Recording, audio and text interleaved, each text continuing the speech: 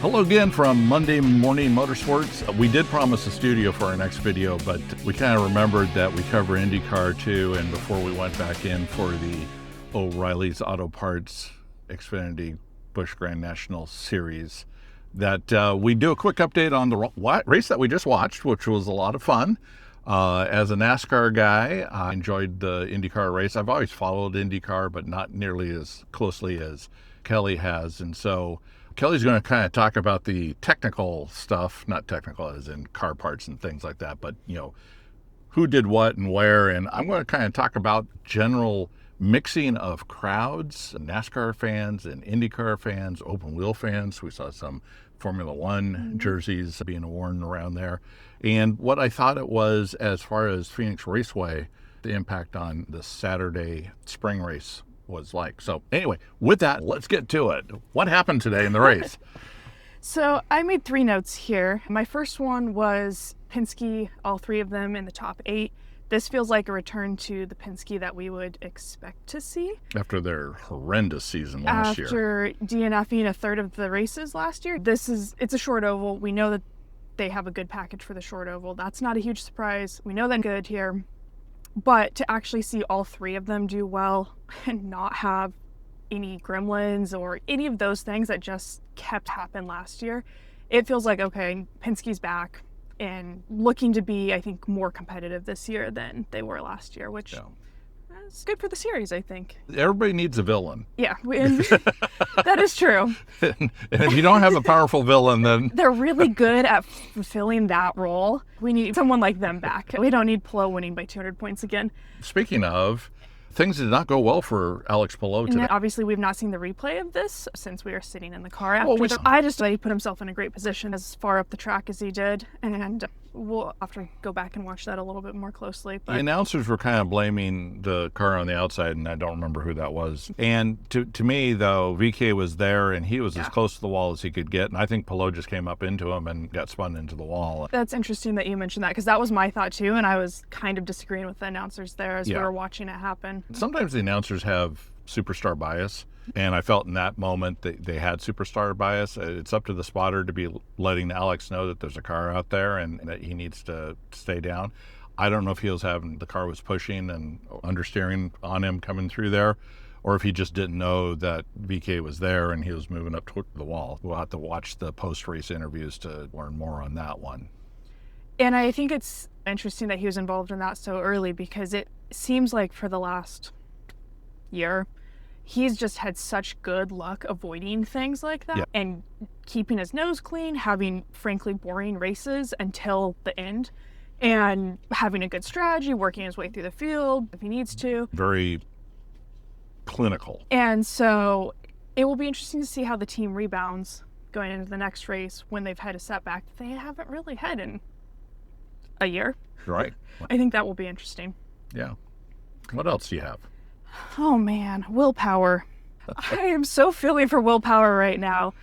Driving his way back up to the front after wrecking during qualifying and starting basically at the end of the field, working his way up there, and then again... He actually led for a while. And leading, and then... As different teams were on different tire strategies and pit strategies, but nonetheless, he was leading the race. And at that point was on the same strategy. Everyone had one stop left. Yes. So everyone was on the same plan going forward, and I felt like he was a little bit taken up by Rasmussen there.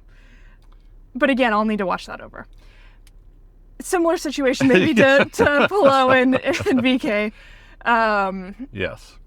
But I also feel like Rasmussen drives in a way that puts him in those situations more often than maybe VK does. I think the comment you made to me before the race was wreckers or checkers with Rasmussen, and today was wreckers. Yes. So it's tough when you have a reputation and live up to it. Kind of on that note, my third point was, man, Andretti, I feel like it's either great or it's terrible. With Kirkwood coming in second, I think he's continuing to show, again, from last year, he had a good season. But the rest of Andretti didn't have a particularly great season last year. And I feel like they're not having a particularly great season so far either. Both Ericsson and Power ended up further back in the field by the time the dust settled today. I don't know that, at least in Power's case, it was necessarily the team thing. It was just a bad circumstance thing.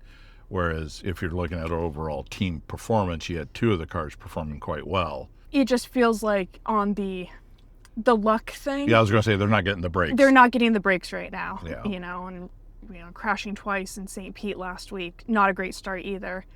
So I will be curious to see kind of where Andretti goes this season, if they can turn it around a little bit more, if Kirkwood continues to perform the way he has been. We'll see. Okay, yeah. So again, as a NASCAR fan, and I've been to Indy races before and enjoy them very much, and grew up watching the Unsers and Johnny Rutherford and all those guys, the Andrettis. Been a long time fan, just kind of drifted away from it for a while, and with Kelly's interest in the sport, I've been watching more and more of it lately. It was interesting on several fronts here at Phoenix.